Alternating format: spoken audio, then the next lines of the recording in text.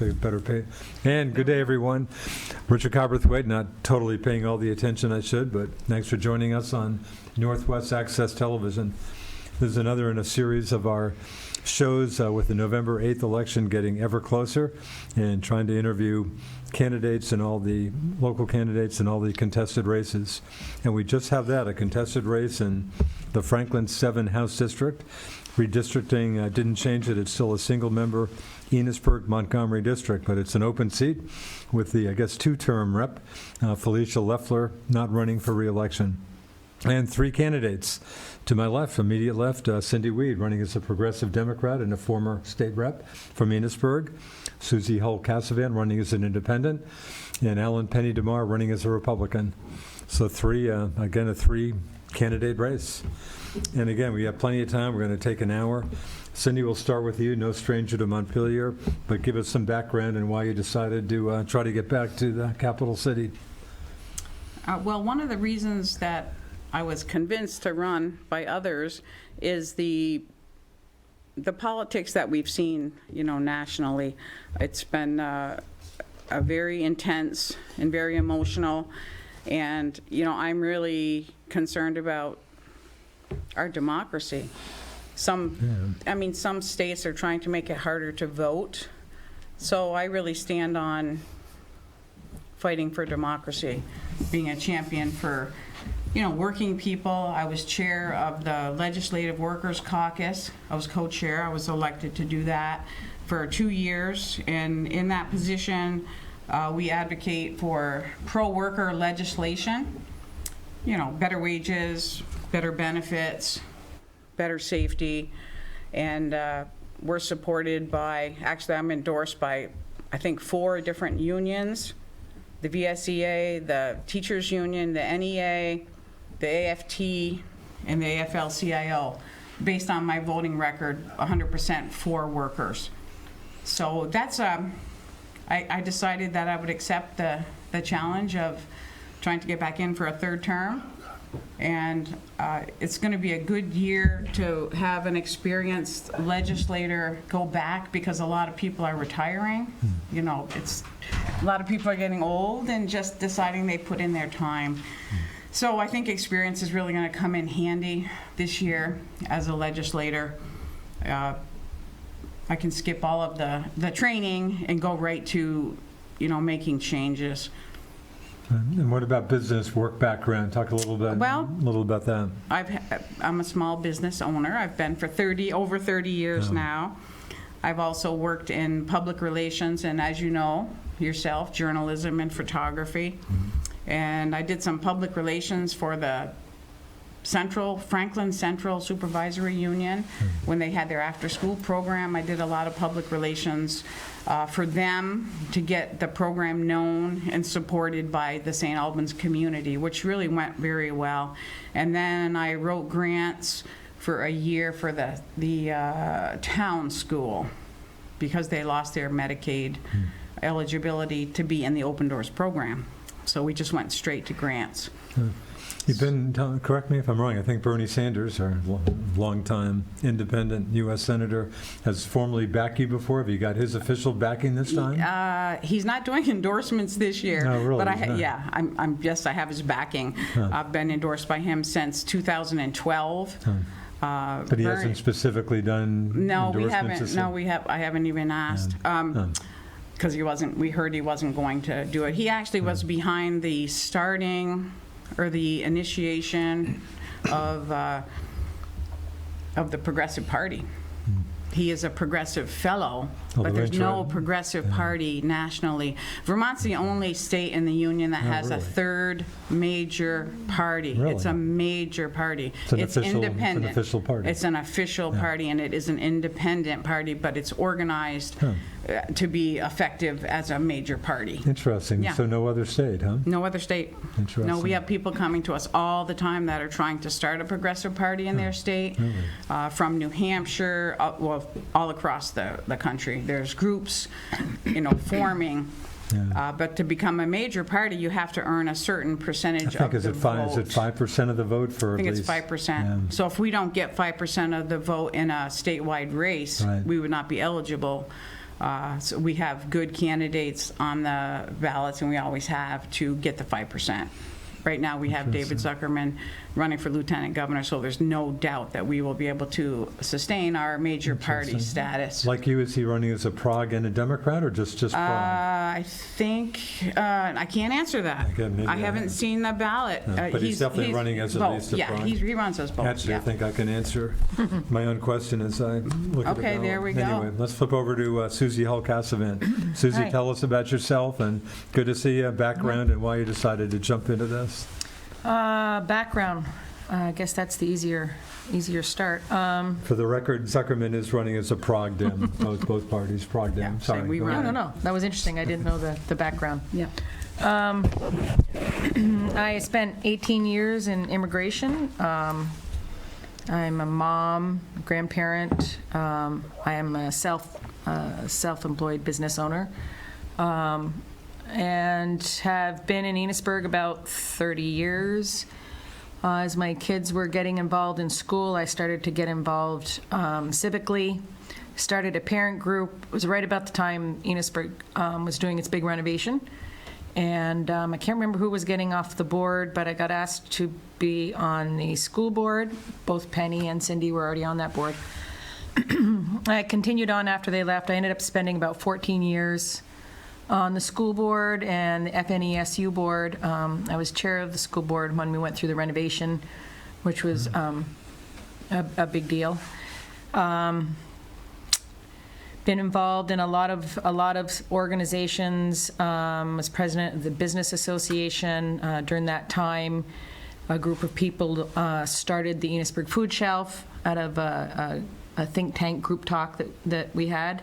That's a great thing. I'm no longer involved with that board, but that's been a big help in our community in recent years, for sure. I currently am on the board of the Northwest Unit Special Investigations. I just got done Franklin County Home Health, which is a great organization. I learned a lot with that. I'm on the Lake Carmike Campers Association board. My family's had a camp there for years and years and years, but definitely water quality is an issue. So I decided to get involved because that's my happy place at the lake. Trying to think of a couple other boards, but the one that's keeping me real busy right now is chair of the Opera House Board. Historic building, built in 1892. It's its 130th year, so there's always work to be done on a building like that. Always been involved. Our family's been politically minded. There was always the conversation around the dinner table. I remember bringing guests in at Thanksgiving, and there'd be multiple cross conversations going across the table, and I think they'd get whiplash. Like, are they always this way? Your dad, of course, the former Carroll Hall, That's- former state rep, of course. Yep. So he did served a term down there. Both my mom and dad got politically involved, or advocating the three strikes you're out law. They worked a lot in that. And treating violent crime offenders in their later years as adults, not as juveniles. That was a big thing they got involved in. But so always been active, been very active in the community. Had been asked a number of times to run on various tickets, and I just never felt with kids and my life that it was the time to do it. But empty nester now.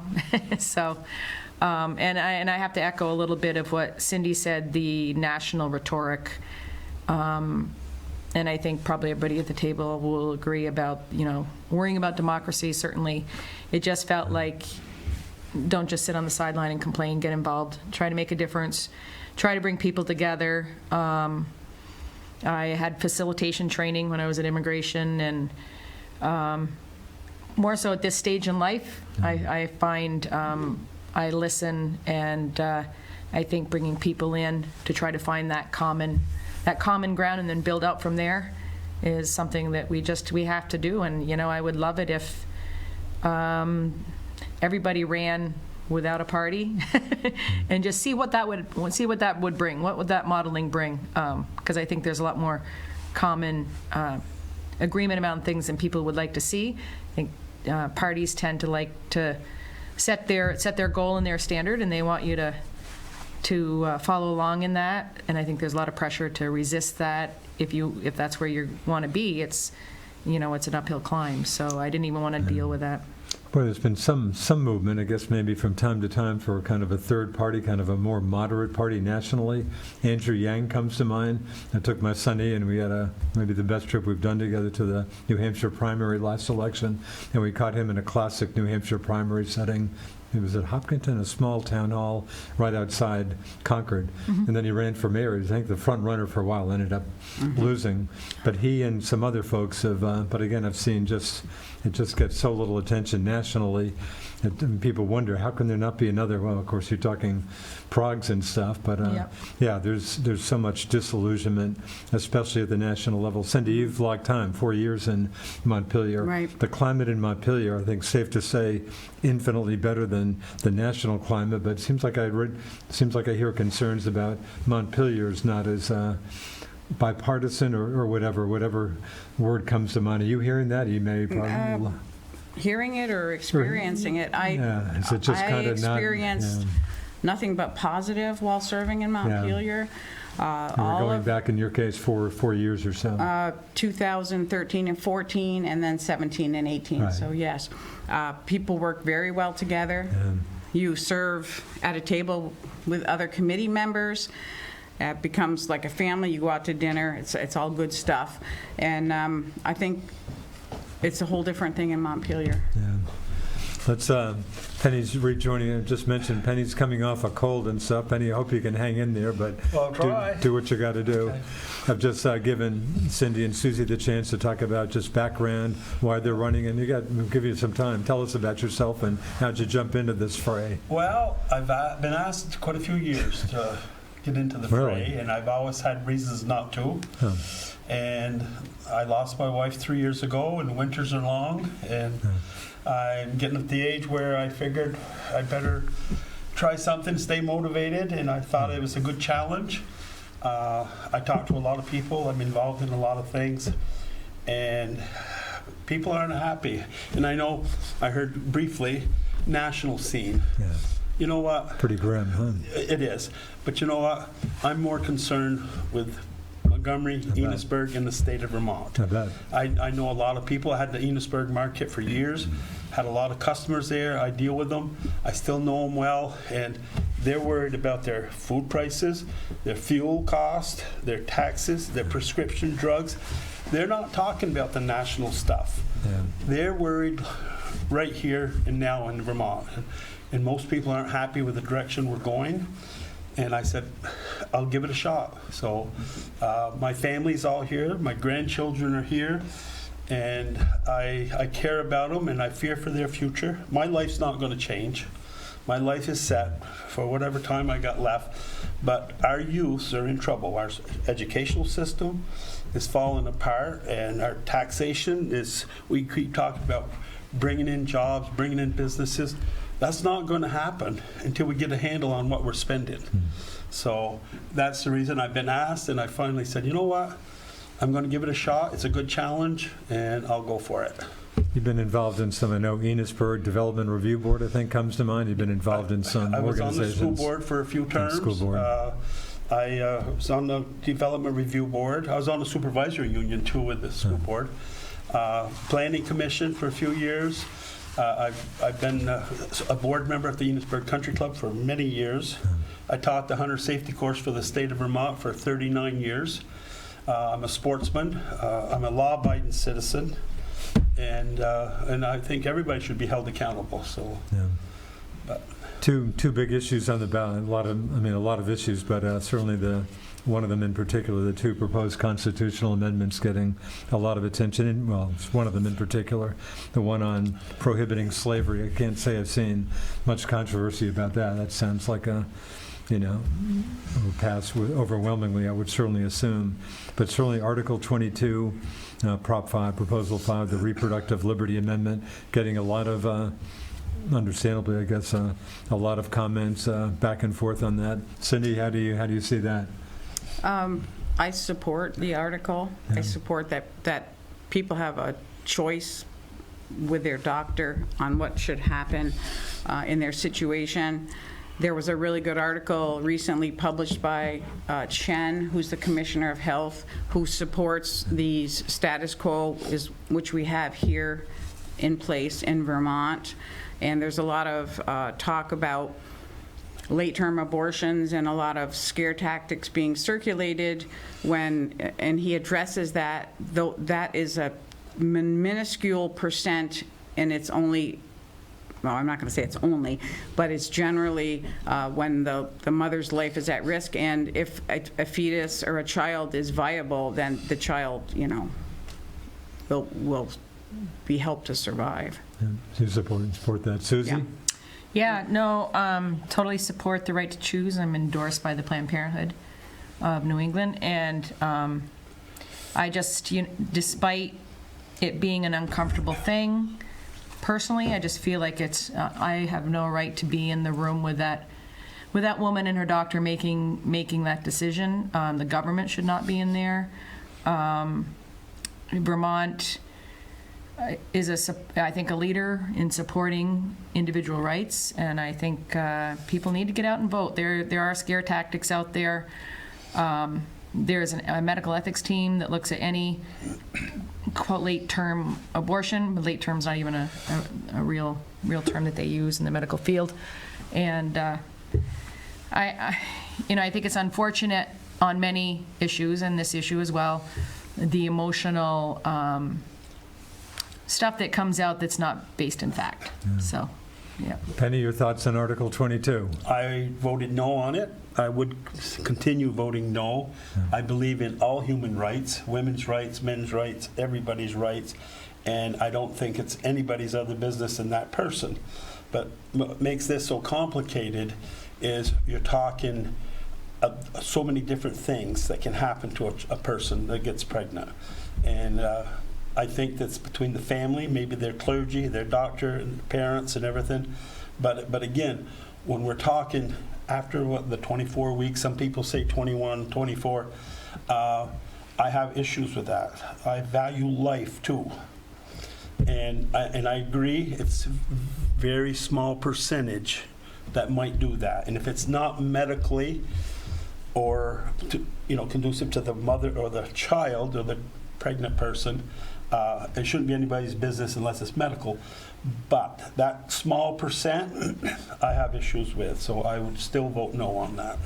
Certainly the conventional wisdom is that will pass in Vermont, maybe especially with the Supreme Court Roe v. Wade being overturned.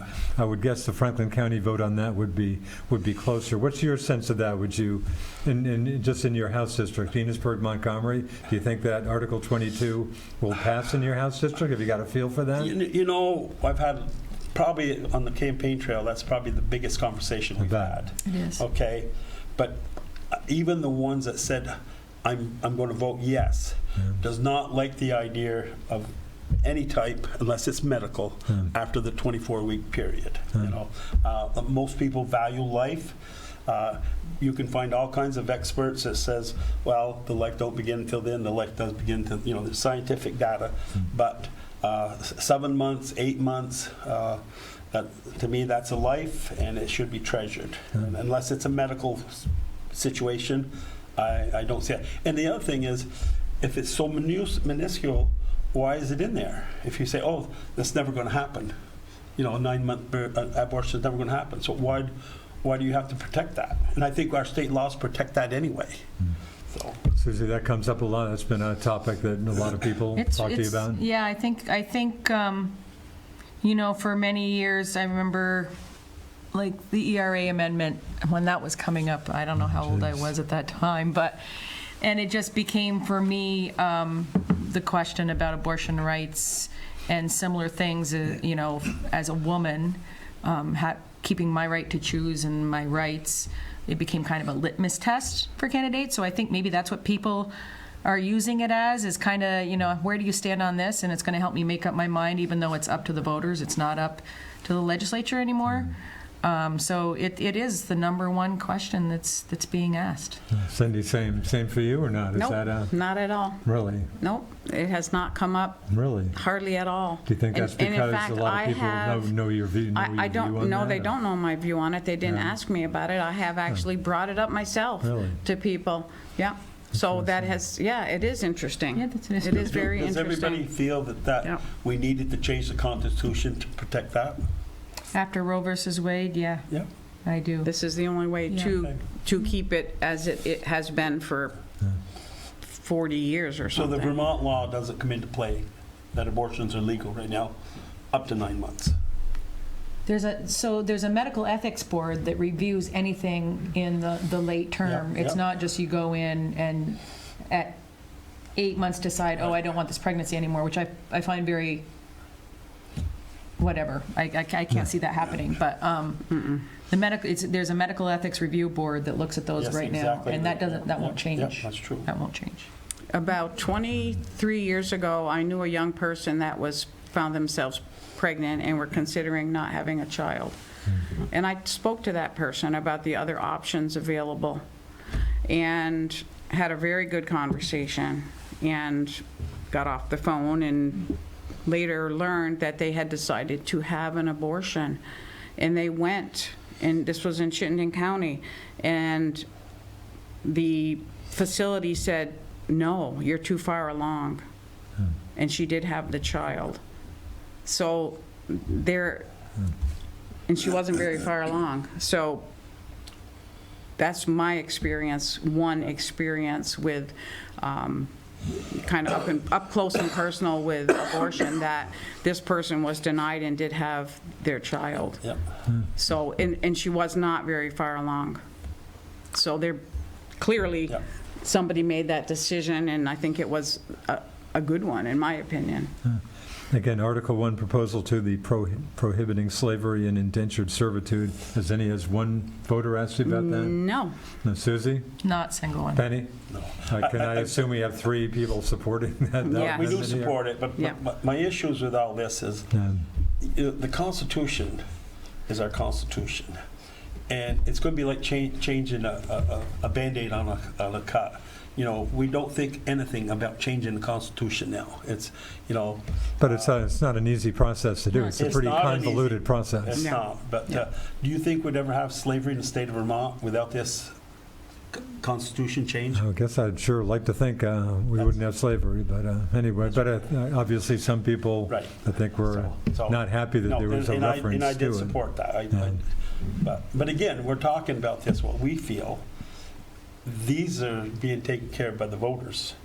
Yeah, Our, they'll you know, have our the opinion final might say. count right now Yep, because they we're will. looking for a leadership role, Yeah, but it's on the ballot. yeah, So- sure is. So We whatever have 3, happens, we have 4 whatever voters right happens, here. I'll support it. Yeah. So, It's very rare that the voters get to vote on an issue themselves.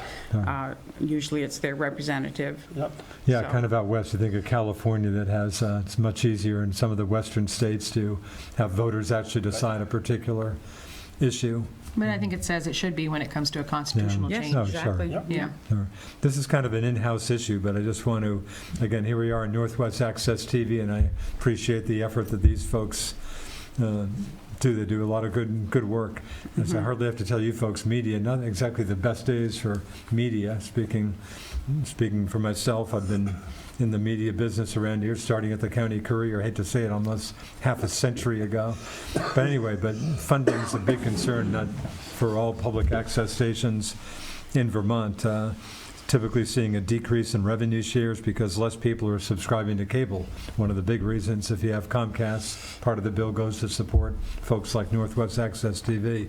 So a question for you, and this issue may not mean much, but do you support the idea of yearly funding requests or restructuring something like Vermont's telecommunications taxes to benefit public access stations statewide and keep their overall mission going for years to come? So I'm not sure that issue came up, probably not when you were last in Montpelier, but anyway. No, but I'm certainly a supporter of public access, Yeah. and also I was on the community council,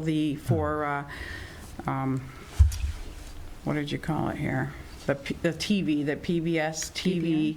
Of course, they've merged with VPR now, and they don't have the council, but I spent many years supporting PBS and being on their council, discussing all kinds of things. And I think it's one of the best stations we have. It's educational. We've been, like I said earlier, our band played on this cable network. People have a chance to speak. Regular, normal, local people get a chance to speak and be real, on this channel. So I definitely support something to keep these things going. I mean, right now the media is being bought by large conglomerates, and it's not good. It is not good for free speech. Free speech is the most important thing going.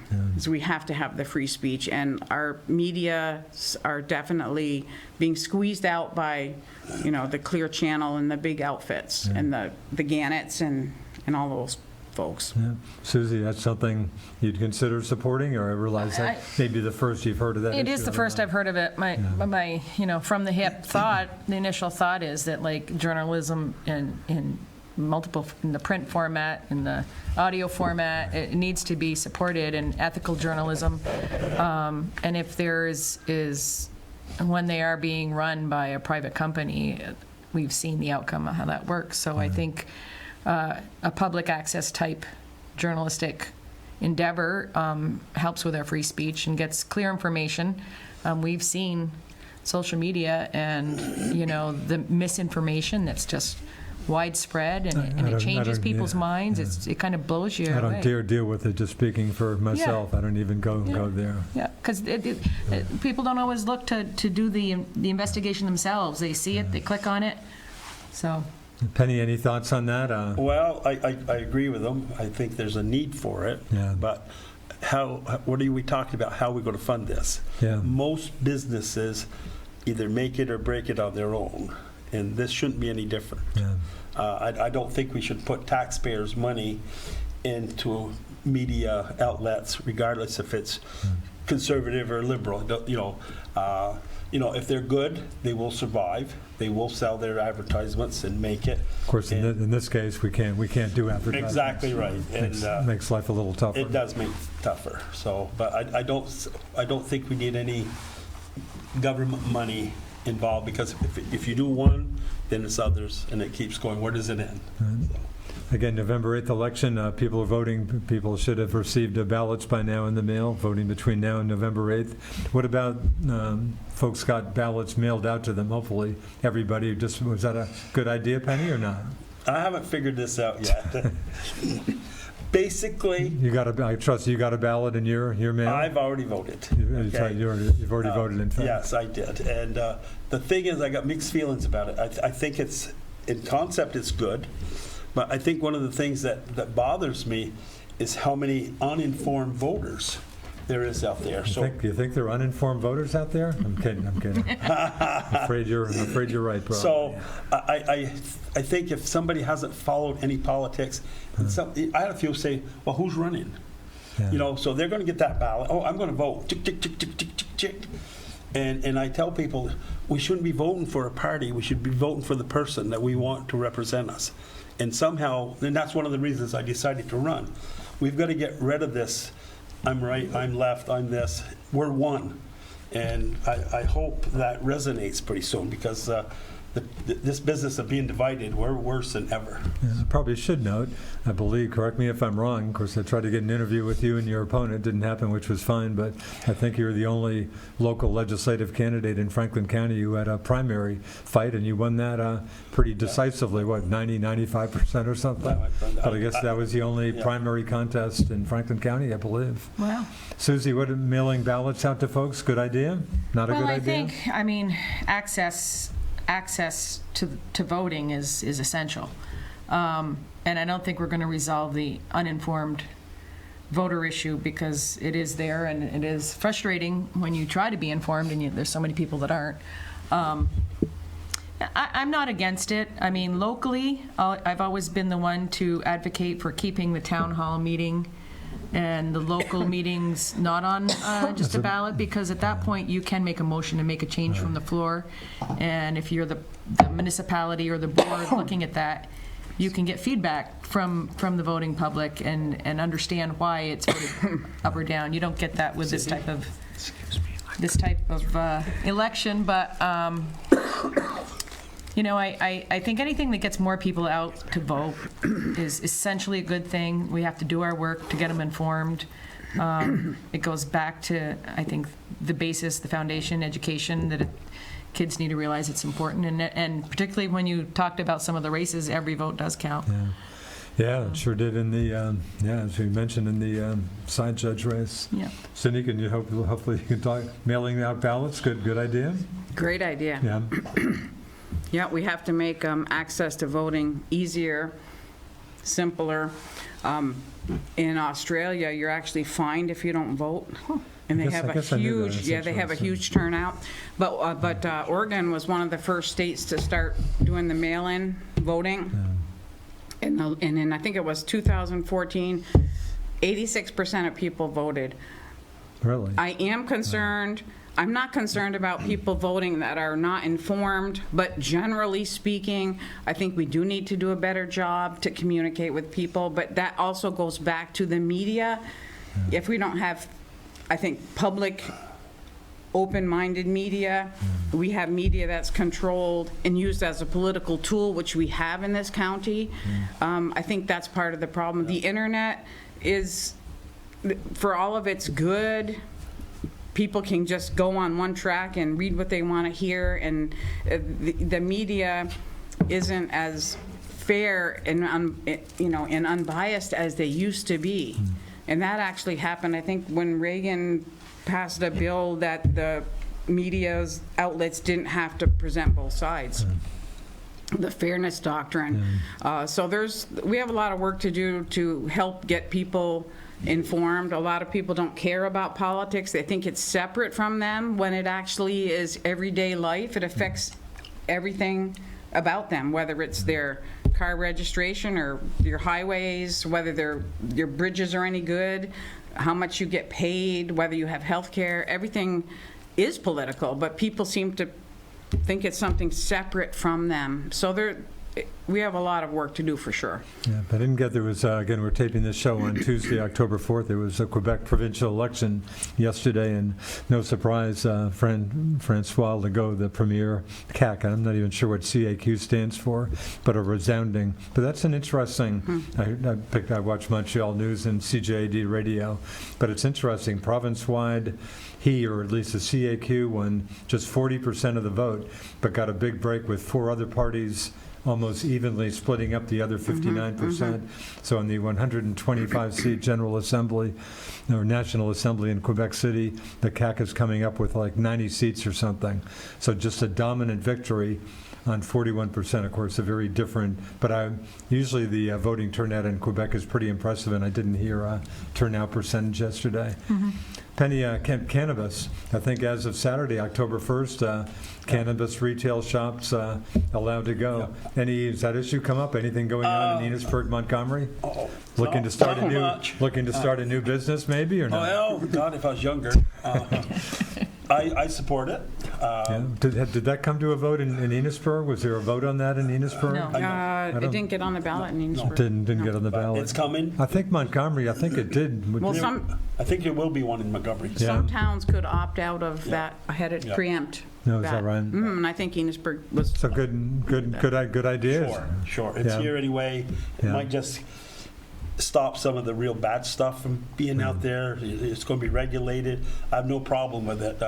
I do have a problem with the other drugs that we don't seem to do anything about, but that's a different subject. But I do support what's going on with cannabis. Susie, cannabis?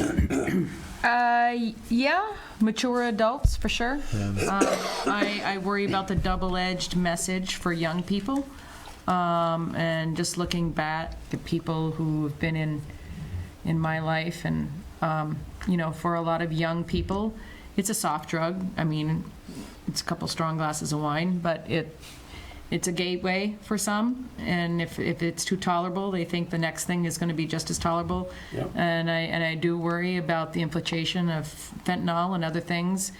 In fact, I It's saw, a- just interject, Vermont Business Magazine just read some of their short stories earlier today, and the reference was coronavirus.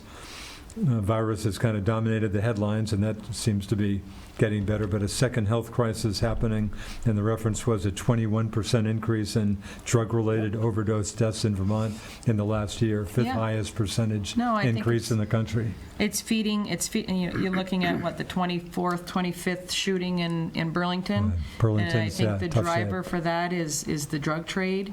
But it all comes down to addiction, driving the drug trade, and we don't do what we need to do around that. It's a disease.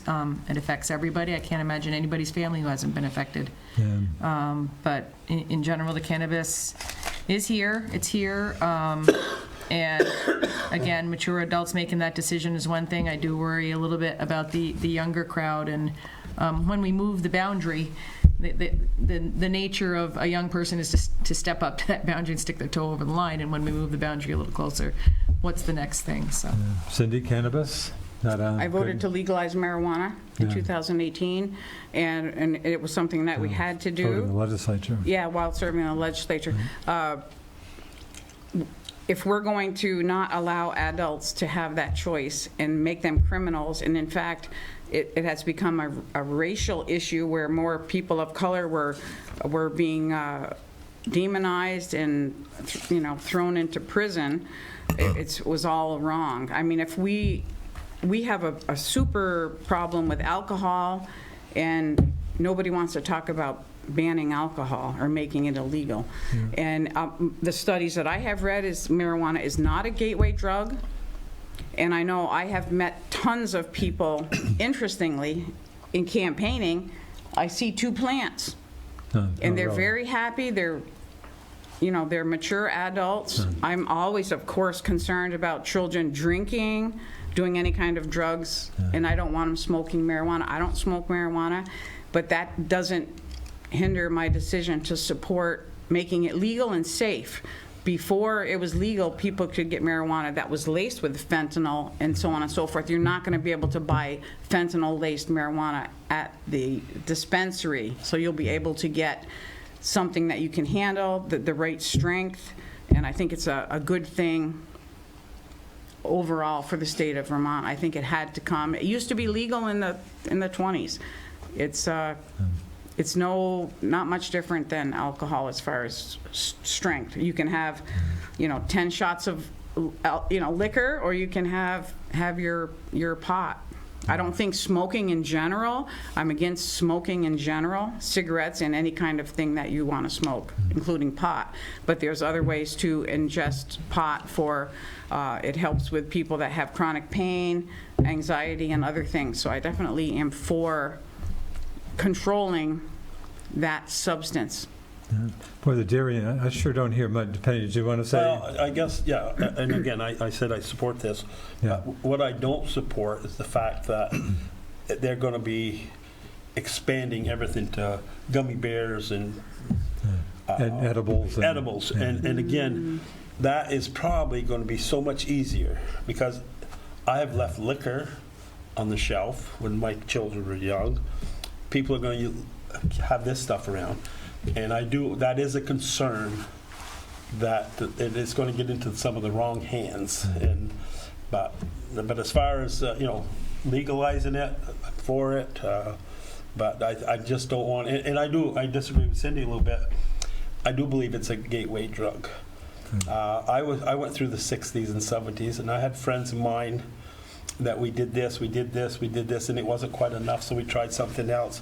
Luckily, I met my future wife, and it was a no-no, and I decided to take the right route. But those friends aren't here today. I see them go from marijuana to hashish to acid to cocaine. They're not here today. So do I believe it's a gateway drug? Yes. Can I prove it? No. But I I sure don't hear much about the dairy industry. You picking up, just seems to be a subject that maybe you folks are, obviously we're talking Enosburg, home of the great Vermont Dairy Festival with still a bunch of dairy farms. But again, are you hearing much about, I mean, prices go up and down. I guess prices got, went way up a while back, but with inflation and that, I mean, still tough times. Sounds like if anybody's breaking even on a dairy farm, they're probably doing pretty well. But is that issue, is that a do you hear that issue from anybody? I have not heard too much. Yeah. I actually am noticing there's a lot more diversity, with agriculture. Sure. Yeah. People raising meat, birds, et cetera, a lot sheep. We have the goat farm in Enosburg, of course, that's a big business and a successful business. And sugaring seems to be booming. Sugaring. In Vermont, half the country's maple syrup production. I mean, sugaring sounds like it's really going crazy, but yeah, but it not, is, but not much about not too dairy. much, no. Susie, hearing much about dairy out there? Well, a little bit. It's in my family. You can roll. But the thing for me is the disinformation that's out there about farming overall. Your kids going into the schools, some of them haven't even seen a cow. I mean, it's just so foreign from when we grew up.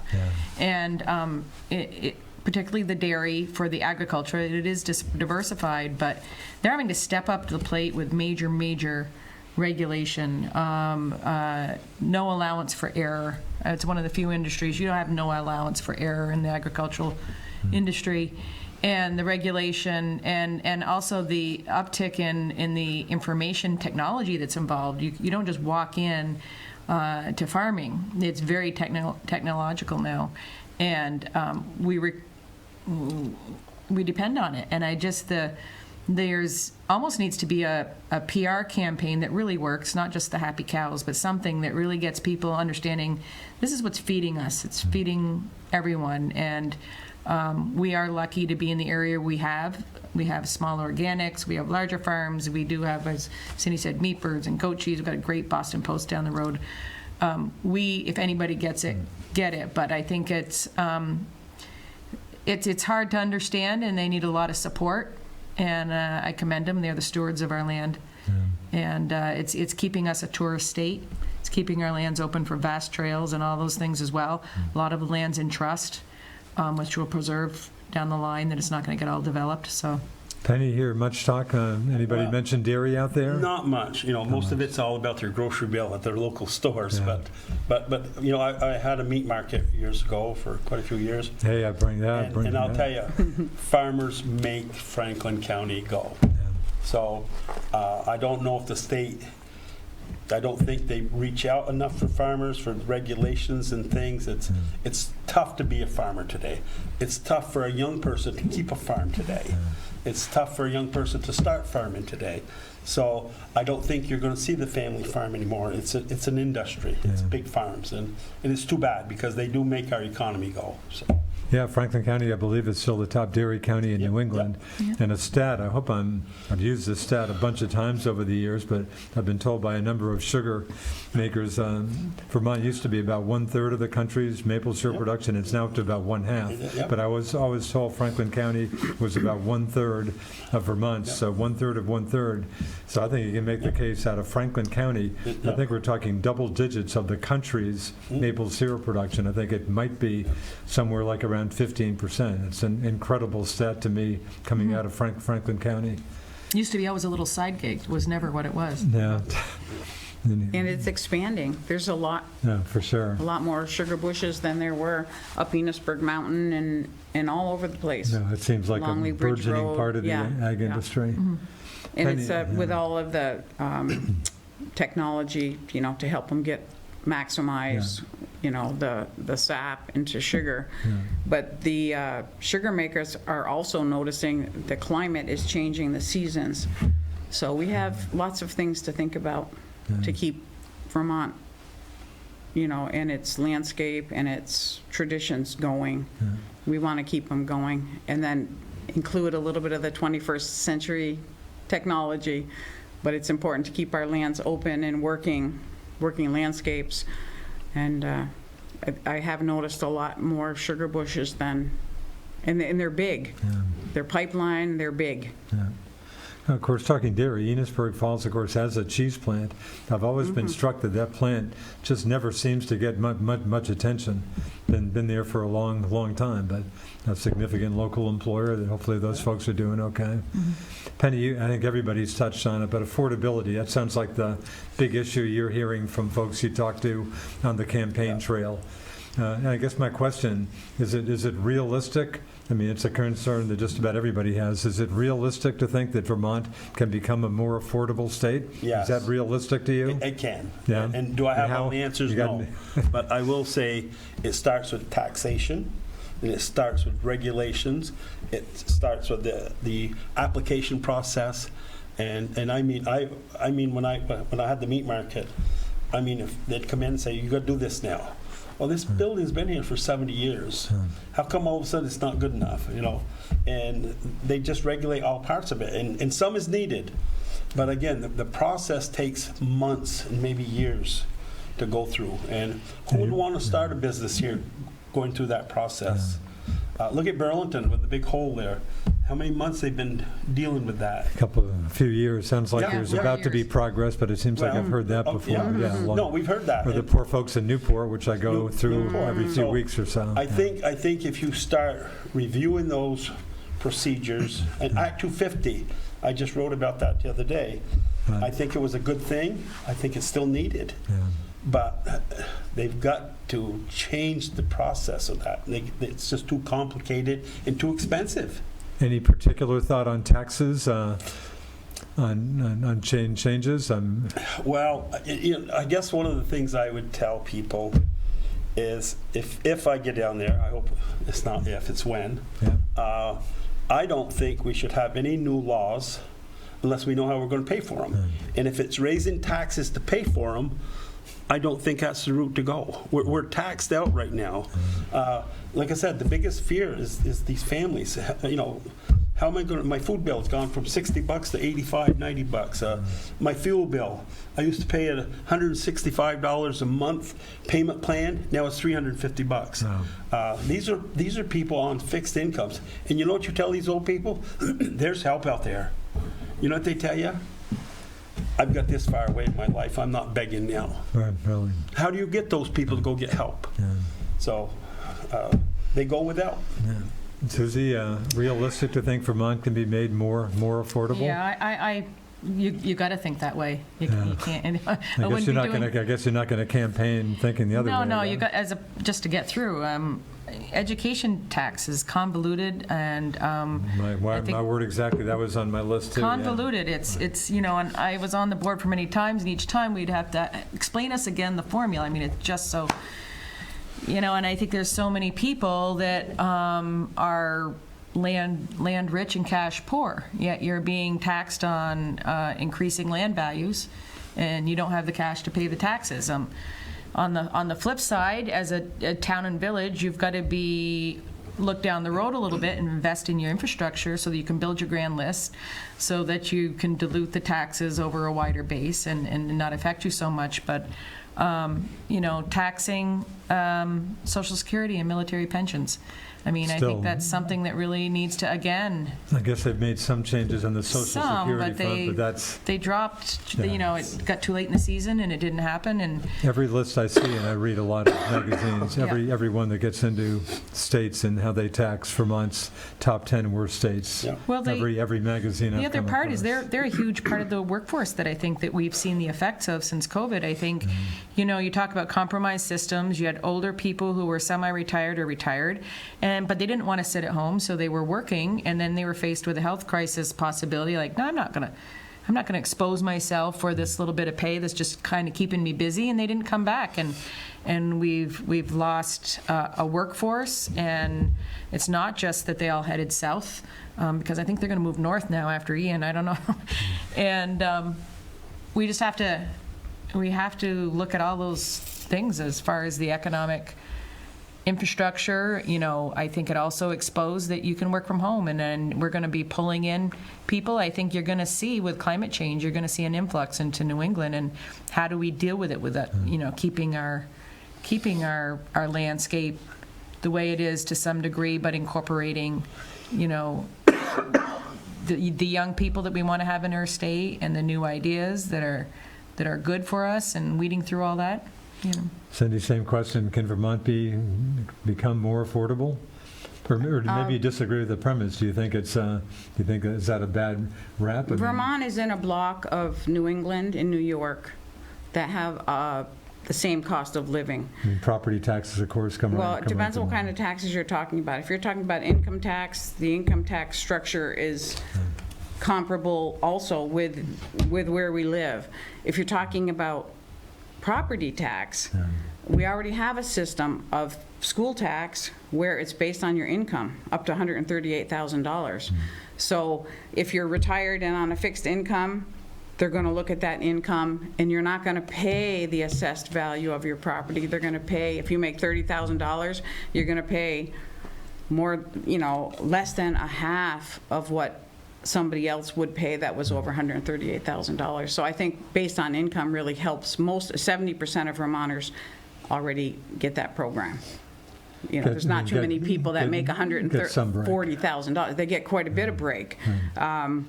But like I said, we happen to be in the northern New England and New York State also section that has a little bit higher cost of living than, say, Mississippi. But we don't control, Montpelier doesn't control the gas prices. Montpelier doesn't control the food prices.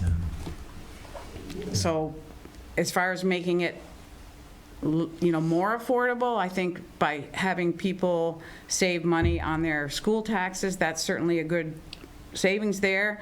But don't forget that your town and your village taxes are voted on by taxpayers, and that those bodies are raising taxes. They are raising their budgets every year. Typically, for the record, with the education part of one property tax bill accounting for about 3/4 of one's tax bill. Right, but I'm saying that the select boards are putting forward budgets that were bigger than the year before. And the same with village. I have a village, town, and a school tax because I live within the village limits. So it's not Montpelier. You have to get the facts and learn at what is driving these prices. Like I say, we don't have control over fuel. We have a gas tax, just like other states do, and we are not near the top there. We are not the most taxed, high gas tax. We're a small state. Although Vermont seems to, the gas prices we pay typically seem to be about 10 to 20 cents anyway above the national average for whatever reason.